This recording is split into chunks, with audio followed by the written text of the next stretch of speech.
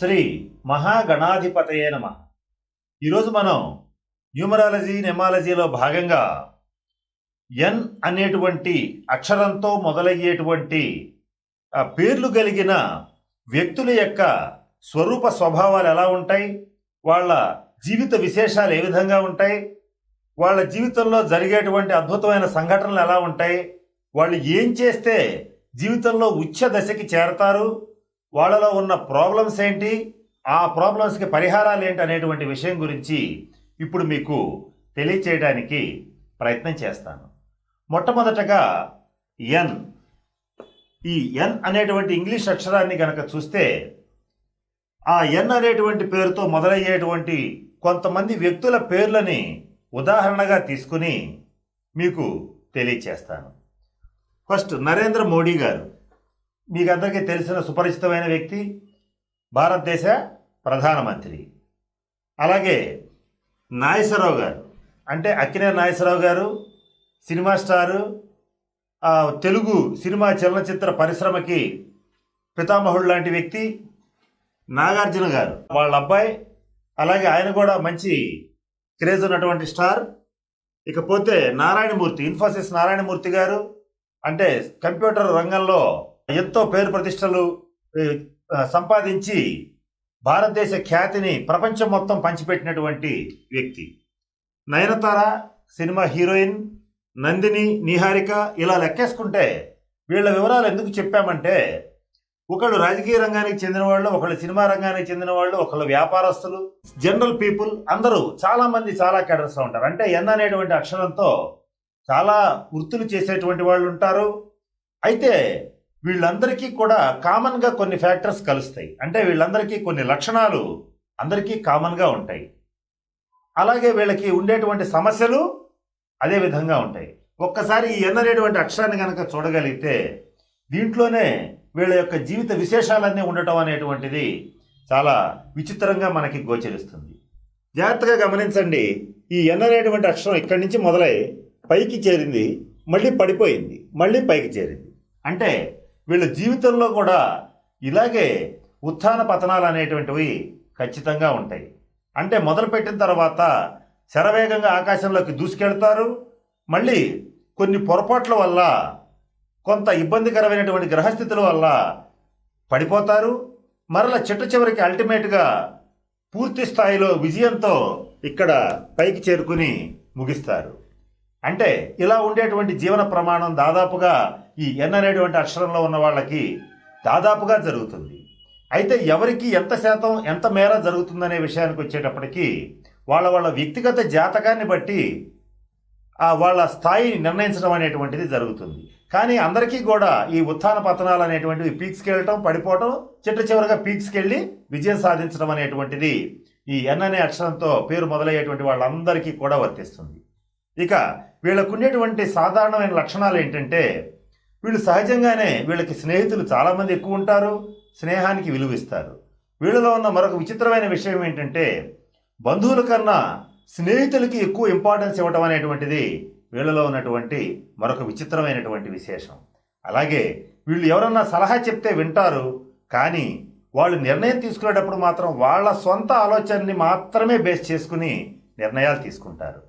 అలాగే ఇక ఐహికమైనటువంటి పరిస్థితుల మీద, లగ్జరీస్ మీద, వీటి మీద వీళ్ళకి కొద్దిగా ఎక్కువ మందికి భ్రాంతి ఉంటుంది. అయితే ఎంత భ్రాంతి ఉంటుందో, అవసరమైతే వదిలేసుకోదలుచుకుంటే అన్నిటినీ వదిలేసి చాలా సింపుల్గా వెళ్ళిపోగలిగిన శక్తి కూడా వీళ్ళకి ఉంటుంది. అలాగే వీళ్ళకి విజయం కోసం పోరాడేటువంటి మనస్తత్వం చాలా ఎక్కువ ఉంటుంది. అంటే ఏదైనా ఒక పని మొదలు పెట్టేటప్పుడు విజయవంతంగా పూర్తి చేయాలి అని అనుకుంటే, ప్రారంభింపరు నీచ మానవులు చిన్నప్పుడు పద్యం చదువుకున్నాం. అంటే వీళ్ళు ఒక పనిని మొదలుపెట్టి అట్ట వదిలేసేటువంటి నీచమైన మనస్తత్వం వీళ్ళకు ఉండదు. చిట్ట చివరి నిమిషం దాకా కూడా పోరాడేటువంటి మనస్తత్వం వీళ్ళలో ఉన్నటువంటి ఒక ప్రత్యేకత. అలాగే వీళ్ళు మరొక ముఖ్యమైన వీళ్ళలో ఉన్నటువంటి విశేషం ఏంటంటే, ఎవరికన్నా మాట ఇవ్వరు. అంటే నేను నీకు పని చేసి పెడతాను అని పొరపాటును కూడా తొందరపడి మాట ఇవ్వరు. ఒకవేళ ఇచ్చారంటే మాత్రం ఖచ్చితంగా నిలబెట్టుకుంటారు. ఇచ్చే ముందే 100 ఆలోచనలు చేస్తారు.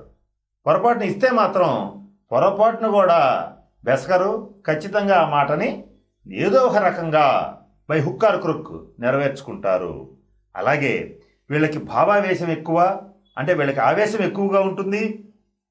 వీళ్ళ యొక్క ఆలోచనలు కూడా ఒక్కొక్కసారి చాలా తీవ్రంగా ఉంటాయి. అంటే వీళ్ళ ఆలోచనల యొక్క తీవ్రత ఎక్కువ, ఎదుటి వాళ్ళ మనసులో ఉన్నటువంటి విషయాల్ని పసిగట్టగలుగుతారు. వీళ్ళకి సిక్స్త్ సెన్స్ బాగా పనిచేస్తుంది. ఇక వీళ్ళలో ఉన్న మరొక ముఖ్యమైన విశేషం ఏంటంటే, ఎవరైనా సరే వీళ్ళని గనక విమర్శించేటట్లయితే కొంచెం తట్టుకోవటం కష్టం. అంటే వీళ్ళని ఎవరైనా సరే ఎన్ అనే పేరు కలిగినటువంటి అక్షరం కలిగినటువంటి వాళ్ళు ఎవరైనా కావచ్చు, వాళ్ళని ఎదుటి వాళ్ళు విమర్శిస్తే తట్టుకోలేరు. తాత్కాలికంగా మౌనంగా ఉన్న ఏదో ఒక రకంగా వాళ్ళకి సమాధానం చెప్పి తీరడం అనేటువంటిది వీళ్ళలో ఉన్న మరొక ప్రత్యేకమైనటువంటి లక్షణం. అలాగే ఎప్పుడైతే ఎదుటి వాళ్ళ విమర్శలకి వీళ్ళు తీవ్రంగా రెస్పాండ్ అవుతారో, వీళ్ళలో అంతర్గతంగా ఉన్నటువంటి పాజిటివ్ ఎనర్జీ ఏదైతే ఉంటుందో అది చాలా వేస్ట్ అయ్యేటువంటి సందర్భాలు కూడా ఉండటం కొద్దిగా ఇబ్బందికరమైన పరిణామంగా ఈ ఎన్ అనేటువంటి అక్షరం కలిగిన వాళ్ళకి చెప్పవచ్చు. మరొక ముఖ్యమైన విషయం ఏంటంటే, ఇందాక నేను చెప్పాను వీళ్ళకి భావావేశాలు ఎక్కువ, ఉద్వేగం, ఉద్విగ్నత, అంటే ఈ పదాలన్నీ ఏంటంటే వీళ్ళు కొంచెం దేనికైనా సరే ఎమోషనల్గా ఫీల్ అవుతారు. ఈ ఎమోషనల్స్ని కనుక వీళ్ళు అదుపులో పెట్టుకోగలిగితే విన్నర్స్ వీళ్ళే. ఈ ఎన్ అనేటువంటి అక్షరం కలిగిన వాళ్ళందరికీ చెప్పదగిన మరీ చెప్పదగిన ముఖ్యమైన సూచన ఏంటంటే, వీళ్ళకున్న భావావేశాలని, ఉద్వేగాలని, ఉద్విగ్నతలని, అలాగే విమర్శించినప్పుడు ఎదుటి వాళ్ళు ఎవరైనా వీళ్ళని విమర్శించినప్పుడు రెస్పాండ్ అయ్యేటువంటి విధానాలని, వీటన్నిటినీ వీళ్ళు కాస్త ఓర్చుకోగలిగితే, వీళ్ళు అంటే అదుపులో ఉంచుకోగలిగితే ఖచ్చితంగా వీళ్ళు జీవితంలో విన్ అవుతారు. ఈ విషయాన్ని ఖచ్చితంగా గుర్తుంచుకోండి. అలాగే వీళ్ళకి ఇతరులని చక్కగా ఇన్ఫ్లుయెన్స్ చేసేటువంటి శక్తి సామర్థ్యాలు ఉంటాయి. అంటే వాళ్ళు ఏ సిద్ధాంతాన్ని అయితే నమ్ముతారో వాటిని బలంగా ప్రజల్లోకి, బలంగా ఎదుటి వాళ్ళలోకి తీసుకువెళ్ళగలిగినటువంటి శక్తి సామర్థ్యాలు వీళ్ళకు ఉంటాయి.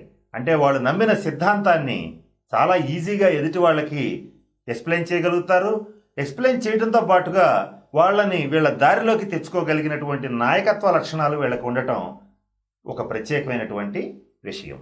అలాగే వీళ్ళ మనస్తత్వం ఎలా ఉంటుందంటే, పుట్టిన దగ్గర నుంచి పోయే వరకు ఎటువంటి పరిస్థితుల్లోనూ ఇతరుల మీద ఆధారపడకూడదు, చివరికి పిల్లల మీద కూడా ఆధారపడకూడదు, చివరికి భార్య మీద ఆధారపడకూడదు, కుటుంబ సభ్యుల మీద ఆధారపడకూడదు, స్నేహితుల మీద, బంధువుల మీద, ఎవ్వరి మీద ఆధారపడకూడదు అనేటువంటి ఒక బలమైన వాంఛ కలిగినటువంటి వ్యక్తులుగా ఈ ఎన్ అనేటువంటి అక్షరం కలిగినటువంటి వాళ్ళ గురించి మనం ఖచ్చితంగా చెప్పొచ్చు.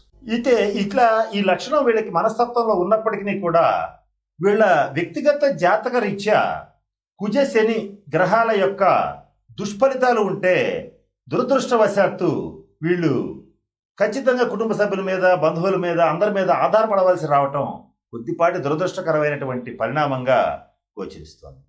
వీళ్ళకి మరొక ముఖ్యమైన సమస్య ఏమిటంటే, వీళ్ళు ఎంచుకునేటువంటి లక్ష్యం ఏదైతే ఉంటుందో, అంటే టార్గెట్ ఏదైతే ఉంటుందో, వీళ్ళు ఆ టార్గెట్ని నిర్ణయించుకోవటానికే చాలా ఎక్కువ టైం తీసుకుంటారు. అంటే ఒక విద్యార్థి ఉన్నాడు అనుకోండి, నేను ఐఐటిలో ర్యాంక్ సాధించాలి అని అనుకుంటే అది ఒక టార్గెట్. ఆ టార్గెట్ని రీచ్ అవ్వాలని అనుకోవటానికి అతనికి చాలా టైం పడుతుంది. మధ్యలో కన్ఫ్యూజ్ అవుతుంటాడు, మనసు గందరగోళానికి గురవుతుంటుంది. కాసేపు నేను ఇంజనీరింగ్ అనుకుంటాడు, కాసేపు డాక్టర్ అనుకుంటాడు, ఆ తర్వాత ఎక్కడికో చివరికి ఐఐటి. ఒక్కసారి కనుక వీళ్ళకి టార్గెట్ ఫిక్స్ అయితే అది ఖచ్చితంగా రీచ్ అవుతారు. అయితే ఆ రీచ్ అవటానికి మధ్యలో వీళ్ళకి అనేక రకాలైనటువంటి, ఇందాక నేను చెప్పినట్లుగా ఈ చుట్టుపక్కల ఉన్నటువంటి వాతావరణం వీళ్ళని చాలా ఆకర్షించటం, వ్యసనాలు ఇటువంటివి ఆకర్షించటం, ఐహికమైనటువంటి ఆకర్షణలకి బాహ్య ప్రపంచంలో ఉన్నటువంటి అనేక రకాల ఆకర్షణలు ఉన్నాయి.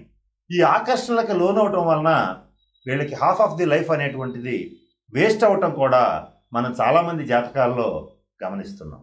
అలాగే వీళ్ళకి ప్రస్తుతం వాళ్ళు ఏ స్టేటస్లో ఉన్నా, అంటే మిడిల్ క్లాస్లో ఉన్నా, హై క్లాస్లో ఉన్నా, హయ్యర్ మిడిల్ క్లాస్లో ఉన్నా, ఒక సాధారణ కార్యకర్తగా ఉన్నా, ఒక ప్రధానమంత్రిగా ఉన్నా, వాళ్ళున్న ప్లేస్ మీద వాళ్ళకి సాటిస్ఫాక్షన్ ఉండదు, సంతృప్తి ఉండదు.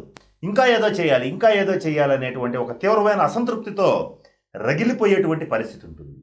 ఇదే కుటుంబ సభ్యుల మీద అప్లై చేయటం వలన చుట్టుపక్కల వాళ్ళతో కానీ, కుటుంబ సభ్యులతో కానీ తరచుగా ఘర్షణలు వచ్చేటువంటి పరిస్థితి కూడా గోచరిస్తోంది. ఇది కూడా ఖచ్చితంగా గుర్తుపెట్టుకోవాల్సినటువంటి ఒక ముఖ్యమైన విషయం.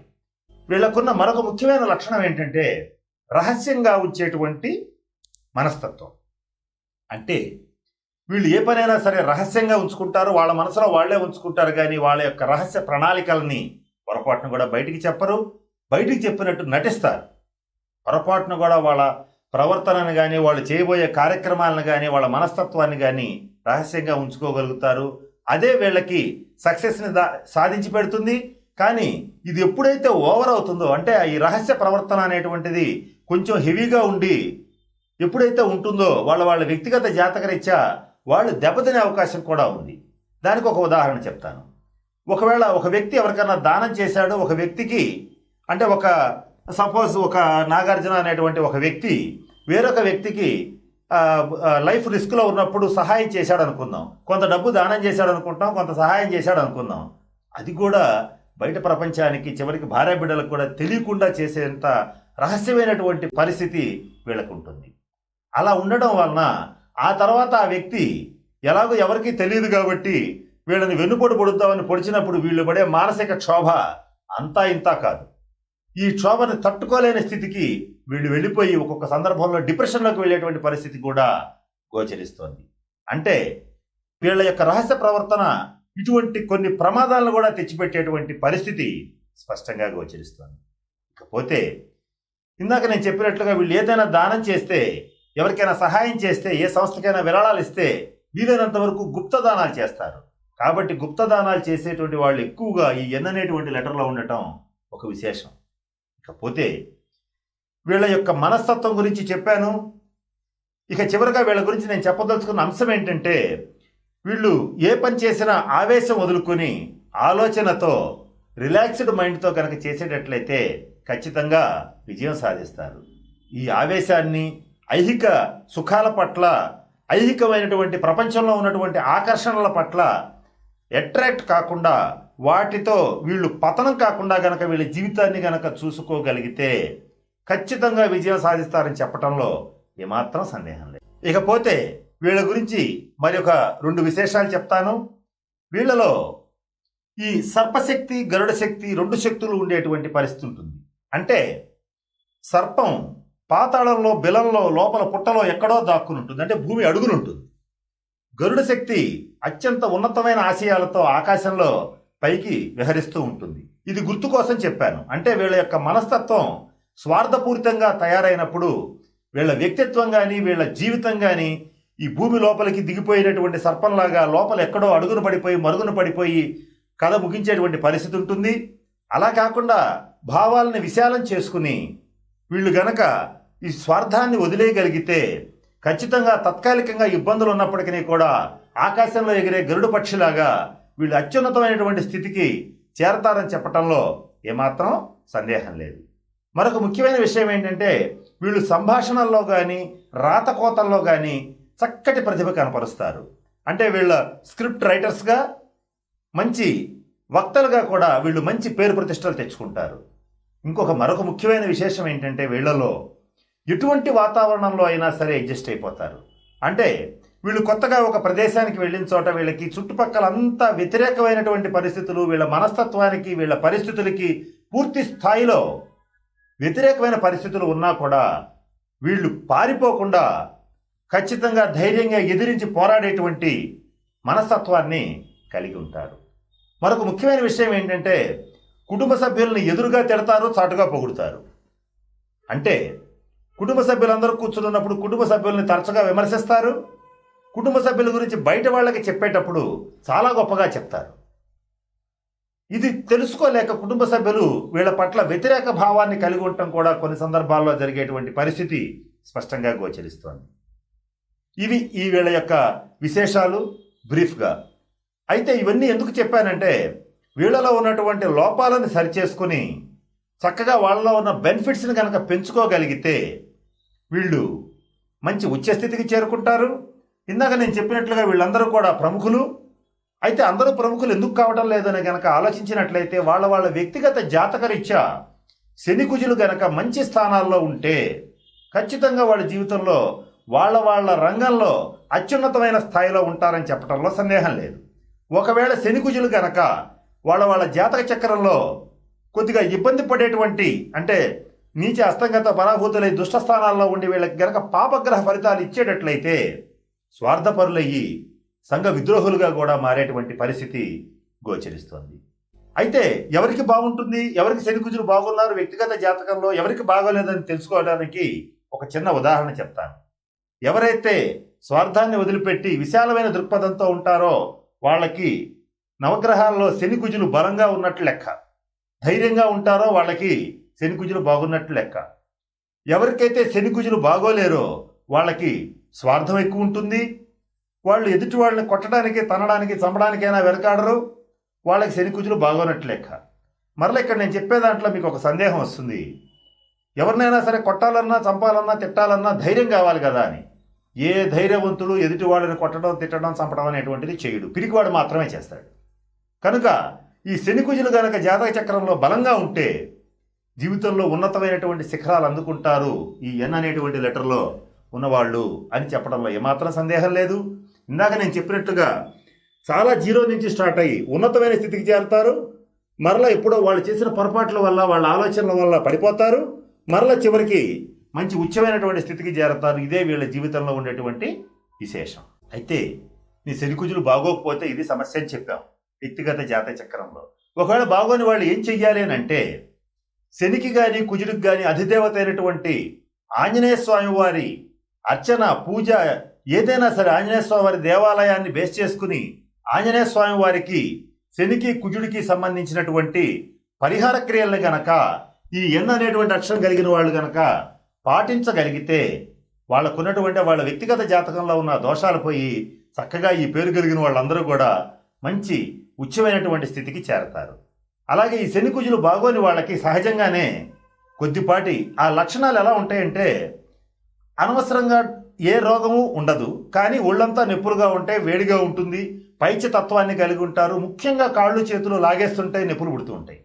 అలాగే చాలా సందర్భాల్లో డిప్రెషన్లోకి వెళ్ళిపోయేటువంటి పరిస్థితి ఉంటుంది.